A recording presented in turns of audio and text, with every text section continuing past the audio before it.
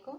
I am Ruheen, and from today I am going to teach you, or I will give you a few essential tips or few essential objects to achieve or to acquire the knowledge of English language. English language आजकल की बहुत ही important demand है, क्योंकि दुनिया जब हम छोटे थे, in our early childhood to our childhood, too slowly and gradually as the time passed, हम हमेशा यही पढ़ते रहे कि world is a global village. तो उस वक्त समझ नहीं आता था what is the meaning of global village and how the word is global village. Word is in like a globe, word is like a globe. ये एक ऐसा ग्लोब है जिसमें तमाम दुनिया के जितनी भी कंट्रीज हैं वो सब के सब एक दूसरे के साथ इन्वॉल्वमेंट शो करते हैं, कम्युनिकेट हैं, वेदर इन ट्रेडिंग सेक्टर और इन पॉलिटिक्स और in science, scientific field, technology, in each and everything, in each and every aspect, our world is a global village, and this is the fact. अब word global village तो था ही, now it is digitalizing day by day, and particularly in this pandemic situation, जो एक बहुत ही important चीज़ हमारे सामने आई है वो ये है कि दुनिया जो है ये आहिस्ता आहिस्ता डिजिटलाइजेशन की तरफ जा रही है। ग्लोबलाइज तो ये पहले हो चुकी थी, अब ये डिजिटलाइज्ड हो चुकी है। डिजिटलाइज्ड ऐसे कि in pandemic we heard that you have to keep distance from others, but you don't have to avoid communication with other. Communication के लिए whether in official level, in trading level और in जो personal level, आप जिस चीज़ को use करते हैं communicate के लिए वो सब आपके फिंगर टिप्स पे आ गई हैं, आपकी फिंगर मूवमेंट पे आ गई हैं। और सबके लिए जो लैंग्वेज आपको रिक्वायर्ड है, now why I am telling you all these thing, उनकी इन सब चीज़ों के लिए जो लैंग्वेज हमें रिक्वायर्ड है वो लैंग्वेज इंग्लिश है। In world there are 3 top languages, जो 3 हमारी दुनिया की बेसिक टॉप लैंग्वेजेस हैं, that is Chinese, Spanish and English, and after that Hindi और उर्दू और अरेबिक हैं, अदर लैंग्वेजेस जो है उनके बाद रैंकिंग आती है। तो English is the top 3rd language of the world, जो दुनिया के हर कोने में बोली जाती है, समझी जाती है और इसके बोलने वाले दुनिया में बहुत ज़्यादा spread out. Now before going through language, the very basic thing about language you should have the knowledge of. अब बहुत ही बेसिक चीज़ लैंग्वेज की वो क्या है? Basic language skill. Now, not particularly English, but for all the languages, what skill you need? What are the basic elements and components that without which you can't acquire knowledge? And we may say that these are the 4 core skills. Why these are the 4 core skills? 4 skills तो हमारे पास है, but वो core क्यों है? Because वो बहुत ही essential हैं, important हैं, और उसके बगैर आप कोई भी लैंग्वेज सीख ही नहीं सकते। Number 1 is, in proper order,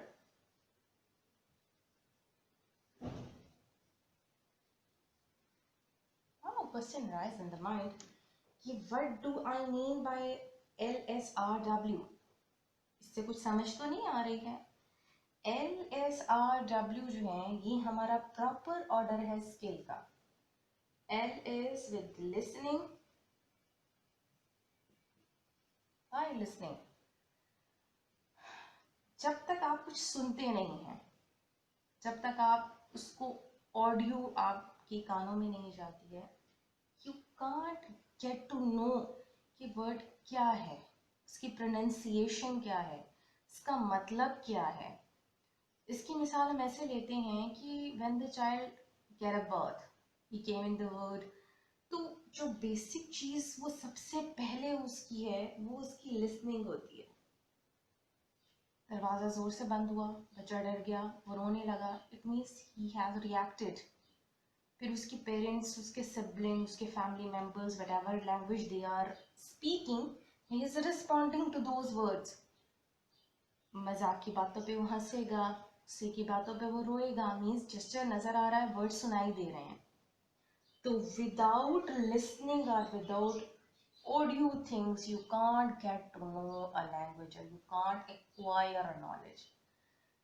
acquire knowledge से मुराद है कि जब आप सीख नहीं पाते, लर्निंग प्रोसेस में लिसनिंग का बहुत बड़ा हाथ है। टीचर लेक्चर दे रही है, आप इसको सुन नहीं रहे हैं, how can you get to know कि टीचर क्या पढ़ा रही हैं। या इसकी मिसाल ऐसी है कि those people which are deprived from ears and they are deaf, वो बोल नहीं पाते क्योंकि वो सुन नहीं पाते। Until and unless you are not able to listen, how can you speak? You can't speak at all. Speaking हमारा इसकी second core essential skill है। It is our second essential and core skill. Speaking क्यों core skill है? You are listening to anything and you are not speaking. It means the knowledge you are getting is useless. आप languages सीख रहे हैं, but you are not speaking. It isn't in your practice. You can't get the courage to speak in masses क्योंकि आप बोल नहीं रहे हैं. You know the knowledge, but you are afraid to communicate people in that language publicly क्योंकि आप डर रहे हैं, आपकी प्रैक्टिस नहीं है. तो बहुत अर्ली हम एक प्रोवर्ब पढ़ते थे कि practice make a man perfect. Until and unless, जब तक आप स्पीक नहीं करेंगे, you can't get a command over the language. जैसे बच्चा है, अब वो सुनना तो उसको आ गया, वो सुन रहा है.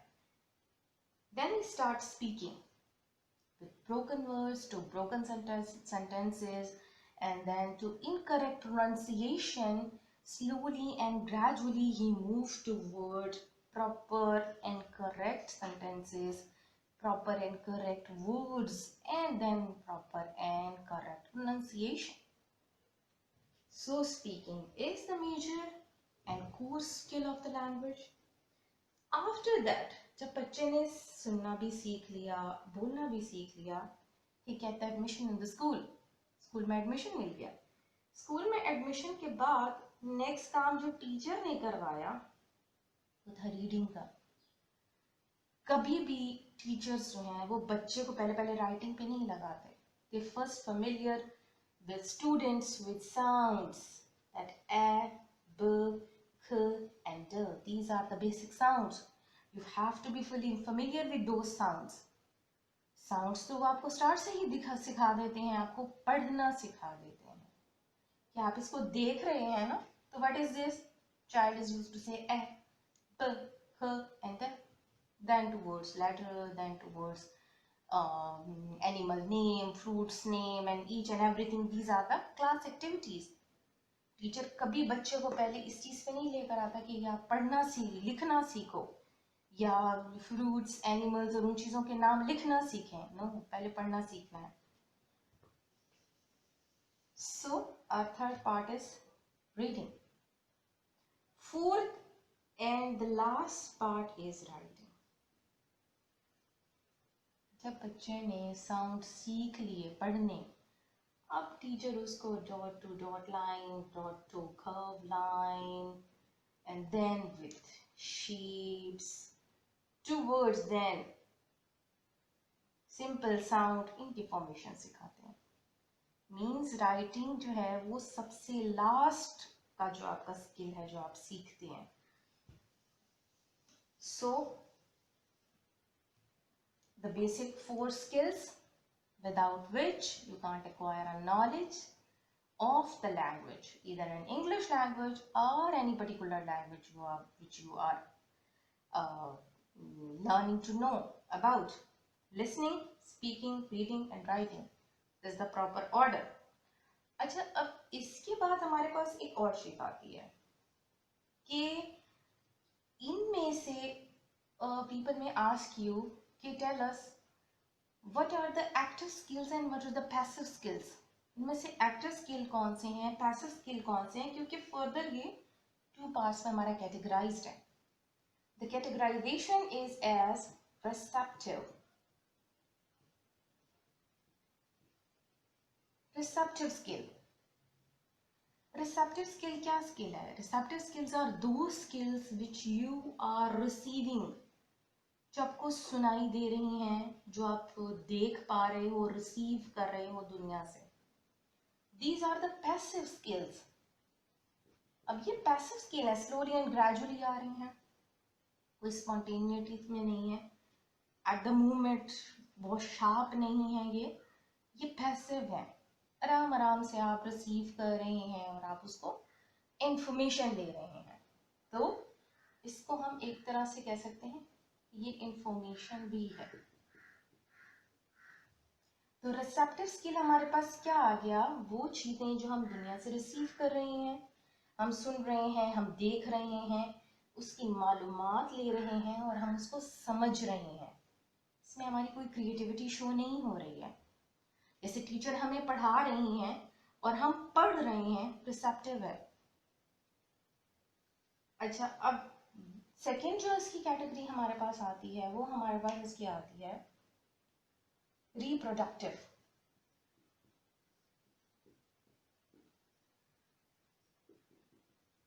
Reproductive skill. रिप्रोडक्टिव स्किल्स वो स्किल्स हैं जो हम रिसेप्टिव से ले रहे हैं, वो सीख रहे हैं और फिर हम उसको रिप्रोड्यूस कर रहे हैं in our own ideas. We are converting it in many diverse points. हमारे अपने पॉइंट्स जो बहुत सारे हैं, हम उनके साथ उनको मिक्स एंड मैच करके एक न्यू चीज क्रिएट कर रहे हैं. तो ये क्या है, स्पॉन्टेनियस है. किसी ने हमसे कुछ पूछा, हमें टीचर की बात याद आई, उसके अंदर जो हमने दुनिया से प्रैक्टिकल वर्ड से में देखा था उसको हमने उसके अंदर ऐड किया और फिर हमने एक नई चीज क्रिएट कर दी. क्रिएटिविटी. तो अब फर्क क्या है दोनों चीजों में? फर्क ये कि एक तो हम रिसेप्टिव ले रहे हैं, रिसीव कर रहे हैं, सीख रहे हैं किसी भी चीज की मालूमात को या कुछ, और सीखने का अमल पैसिव होता है. हमेशा स्लोली एंड ग्रेजुअली हम सीखते हैं. ये नहीं कि टीचर ने बुक खोली, उन्होंने हमें बताया कि ये इस तरह का फॉर्मूला है, चाहे वो केमिस्ट्री का है, मैथ्स का है, जो भी, और हमने फौरन उसको सॉल्व कर दिया. नहीं, पहले हम उसको पढ़ेंगे, उसको समझेंगे, उसके तरीके को, फिर हम उसको प्रैक्टिस करेंगे with many different questions, with many different formulas कि किस चीज से ये करेक्ट आंसर आएगा. आफ्टर प्रैक्टिसिंग हमें वो चीज सीख लेंगे हम. तो हम खुद कुछ क्रिएट नहीं कर रहे, टीचर ने हमें सिखाया, हमने वो सीख लिया. अब जो टीचर हमने हमें सिखा लिया, उसके अंदर हमने अपना दिमाग लड़ाया कि अच्छा, इसको अगर हम इस तरह से कन्वर्ट कर दें तो भी इसका सही आंसर आ सकता है. मतलब मैथमेटिकल फार्मूलाज आप डिफरेंट डाल सकते हैं. अगर आपको एक्वायर्ड जो है वो उसका रिजल्ट चाहिए, तो उसमें आपकी क्रिएटिविटी शो हो रही है. क्रिएटिविटी आपकी करेक्ट भी हो सकती है, इनकरेक्ट भी हो सकती है, लेकिन उसके अंदर आपकी अपनी एफर्ट शो हो रही है. This is the thing which is showing your own effort. आपकी एफर्ट नजर आ रही है उसके अंदर. अब इनमें से वो कौन से स्किल्स हैं जो इसमें आते हैं और कौन से स्किल्स हैं जो इसमें आते हैं? तो जो हमारी पैसिव चीजें हैं, जो हमारी इंफॉर्मेशन से रिलेटेड है और जो हम रिसीव कर रहे हैं, वो है हमारी listening and the other one is reading. Listening क्यों रिसेप्टिव है? क्योंकि जो कोई बोल रहा है उसमें से हम खुद कुछ क्रिएट नहीं कर पा रहे. जो लोग बोल रहे हैं हम वही सुन रहे हैं, उसी को रिएक्ट कर रहे हैं। तो कुछ और क्रिएटिव चीज उसके अंदर नजर नहीं आ रही है। मतलब हमारी खुद की एफर्ट नहीं है दूसरे के बोलने में, हमने सिर्फ वो चीजें सुनी हैं। सेकेंडली रीडिंग, जो बुक में लिखा हुआ है, जो आपके पास क्लिप बोर्ड पर लिखा हुआ है, जो आपके पास वर्डिंग बोर्ड्स पर लिखा है, आप वही पढ़ रहे हैं। आप खुद से कुछ नहीं ऐड कर रहे हो उसके अंदर। तो मीन्स कि आपकी खुद की क्रिएटिविटी उसमें शो नहीं हो रही है। Same in the case of reproductive, our active spontaneous way to create something is writing and speaking. Speaking and writing. Speaking and writing. क्या चीजें हैं जो हमें लग रहा है कि ये हम उसमें प्रोड्यूस कर रहे हैं? जो हमने सुना वो हमेशा हम एज इट इज नहीं बोल सकते। कुछ वर्ड्स मिसिंग हो जाते हैं उसके अंदर, कुछ वर्ड्स हम न्यू ऐड कर लेते हैं उसके अंदर। कुछ वर्ड्स ऐसे हैं जो हमें अट्रैक्ट कर रहे हैं। टीचर ने हमें एक चीज़ पढ़ाई और हमें लगा कि इसके अंदर ये चीज़ भी ऐड करके आगे पढ़ानी चाहिए। मैंने अपने टीचर से जो ने नॉलेज ली उसके बाद मैंने खुद सीख कर उसके अंदर चीज़ें ऐड कर दी। मीन्स मेरी क्रिएटिविटी शो हो रही है। Same is the case with writing, कि बुक में मैंने जो पढ़ा, मैंने उसको सीखा, मैंने उसको समझा, फिर मैंने उसको अपने ओन वर्ड्स में कन्वर्ट किया। फिर मैंने पढ़ा कि फलां जगह पर, या मैंने अपनी किसी डॉक्यूमेंट्री मूवी में देखा था कि इस तरह भी होता है, इस तरह भी होता है, तो मैंने वो एक्सपीरियंसेस भी साथ लिख दिए अपनी राइटिंग में। तो मैंने along with my reading knowledge my own practical experience भी उसके अंदर ऐड कर दिया। वो मेरी क्रिएटिविटी हो गई। Now the process of information and creation, ये सब चीजें मिलाकर आपको completely master of a language बनाते हैं। लैंग्वेज की इंफॉर्मेशन ली और फिर उसको क्रिएटिव वे में हमने ढाल दिया। तो जब तक इंफॉर्मेशन नहीं लेंगे नॉलेज इज इनकम्प्लीट, और जब तक उस इंफॉर्मेशन से कुछ क्रिएशन नहीं होगी तो भी वो इनकम्प्लीट। तो क्या किया जाए? साइड बाय साइड इंफॉर्मेशन ली, फौरन कुछ क्रिएट कर लिया उससे, देन इंफॉर्मेशन ली, फौरन उससे कुछ क्रिएट कर लिया हमने। तो जो हमारे खुद के प्रैक्टिकल एक्सपीरियंसेस होते हैं वो हमें ज्यादा याद रहते हैं। बुकिश नॉलेज तो हमारे साथ रहता है क्योंकि वो एक ऐसी चीज थी, हमने अपनी कोर्सेज में पढ़ा, फिर हमने उसको एग्जाम्स दिए, एग्जाम्स पास आउट किए, तो इंफॉर्मेशन तो ज़रूरी है ही। लेकिन उस इंफॉर्मेशन से हमने न्यू क्रिएटिविटी क्या की, हमने नई चीज़ें क्या उसके अंदर डाली, वो हमें हमेशा याद रहती हैं। जैसे हम बच्चे थे, हमने साइंस की बुक में पढ़ा कि take a comb and rub it on your hair, और फिर पेपर के पीसेस पे उसको लगाओ तो वो उसके साथ अटैच हो जाते हैं क्योंकि वो चार्ज हो जाते हैं। अब वो पढ़ा लेकिन पढ़ने में वो इतनी समझ नहीं आई कि अच्छा ऐसा भी हो सकता है, तो कोई मैजिक हो गया। घर गए, घर जाकर उसको जैसे किया तो वो तो बहुत सक्सेसफुल हो गया और आप खुद को एक मैजिशियन कंसिडर करने लगे। तो वो जो फीलिंग्स ऑफ मैजिशियन थी, जो फीलिंग ऑफ सक्सेस थी, वो हमेशा याद रहेगी आपको। तो बुकिश नॉलेज इन्फॉर्मेशन तो याद रहेगी ही, साथ अपनी क्रिएशन भी हमेशा याद रहेगी। Again listening, speaking, reading and writing, हम इसको अपनी डेली लाइफ में कैसे एक्वायर कर सकते हैं? डेली लाइफ में एक्वायर करने के लिए पहले तो हम सेल्फ स्टडी की तरफ जाते हैं। इन सेल्फ स्टडी में हम उसको कैसे ले रहे हैं?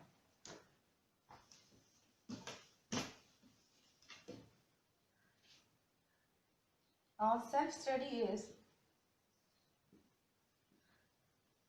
first part to get a language skill. Language skills को हम किस तरीके से हम अपनी डेली लाइफ में उसका यूज कर सकते हैं, सेल्फ स्टडी से हमें ये चीज समझ आती है। Everybody of us almost, we are addicted, are obsessed with some mediums. Technology बहुत फास्ट हो गई है। Nowadays children, they are not very fond of books but they are fond of technology, gadgets। और जो गैजेट भी आया उसके अंदर आपने ड्रामा भी देख लिया, आपने मूवीज भी देख ली, आपने इंग्लिश थ्रिलर भी देख लिए, सीजन्स भी देख लिए, आपने उसके अंदर सॉन्ग्स भी देख लिया। अब एक चीज़ आती है, जो जो लोग अभी फमिलियर हो रहे हैं लैंग्वेजेस से, सेल्फ स्टडी में वो ये कर सकते हैं कि at least watch those seasons dramas movies or documentary movies or songs जिनके नीचे सबटाइटल्स लिखे हैं। सबटाइटल्स का एक benefit for the starting people who are starting to seek or learn the language is that कि उससे आपको समझ आता है कि this word's correct pronunciation is that which the character is saying, cause they are their language not ours। हमारे उनके accent में बहुत फ़र्क है, हमारे लहजों में बहुत फ़र्क है। जो इंग्लिश हम बोलते हैं, जो इंग्लिश वो लोग बोलते हैं, उनमें बहुत फ़र्क है। जैसे एक फॉरेनर पाकिस्तान आता है, वो उर्दू बोलता है तो हम उसकी उर्दू पे हंसते हैं कि तो गुलाबी उर्दू बोल रहा है। Same is the case with us कि हमारे उनके एक्सेंट में फ़र्क है until and unless हम वो करेक्ट प्रोनाउंसिएशंस नहीं सीख जाते, हम वो मतलब अपने वोकल कोड्स को उस तरह से यूटिलाइज नहीं कर पाते जैसे वो कर रहे हैं। तो subtitles are good for initial students, कि उनके लिए बहुत अच्छी है, कॉज लिसनिंग में कुछ चीज़ें हमें समझ नहीं आती हैं। Mostly people have are facing this problem कि जब वो कभी कुछ देख रहे हैं तो उनको मोस्टली चीज़ें समझ नहीं आ रही होती, कॉज फर्स्ट थिंग बहुत स्पीडीली बोला जा रहा है, second thing the accent is change. Now जब सब टाइटल है, जस्ट गेट द पॉज, वहाँ सुने कि अच्छा ये वर्ड का ये करेक्ट प्रोनाउंसिएशन है और ये वर्ड का मतलब ये है, तो मैंने यही बोलना है। उससे you are increasing your vocabulary, you are commanding over your accent and you are getting the best pronunciation. Self study के बाद जो नेक्स्ट थिंग हमारे पास आती है,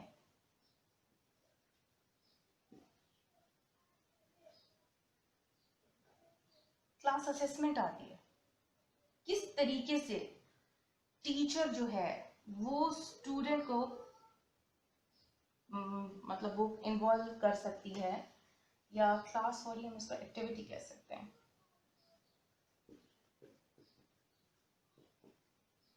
क्लास एक्टिविटी ये है कि nowadays the teaching criteria is totally changed. अब बच्चों के लिए कार्टून क्लासेस भी हैं, if you are studying Charles Dickens और शेक्सपियर, तो वो उनके आपको थिएटर ड्रामास भी दिखाते हैं। तो उसमें आपका क्या हो रहा है, आपकी एक्टिविटीज़ शो हो रही हैं, you are listening and you are watching. Through watching your speaking is getting strong. In speaking is when your speaking is getting strong, you are able to read those books correctly, and if you are reading those books and you have watched that theater, you can write very easily the answers. तो अब ये सब का सब जो हमारे पास material है, इसको बहुत स्ट्रॉन्ग होना चाहिए to get a fruitful result. So I guess it's enough for today. और हमेशा याद रखिएगा कि जब तक प्रैक्टिस नहीं होती, फ्लुएंसी कभी भी नहीं आती। To be fluent in language, you must have to practice it on daily basis. Whether broken or spoken, जब आप बोलना स्टार्ट करते हैं तभी आप सीखते हैं। तो you should have the command over your writing, your reading, your speaking and your listening. 4 skills should be strong enough to speak the language. Thank you so much. Allah Hafiz.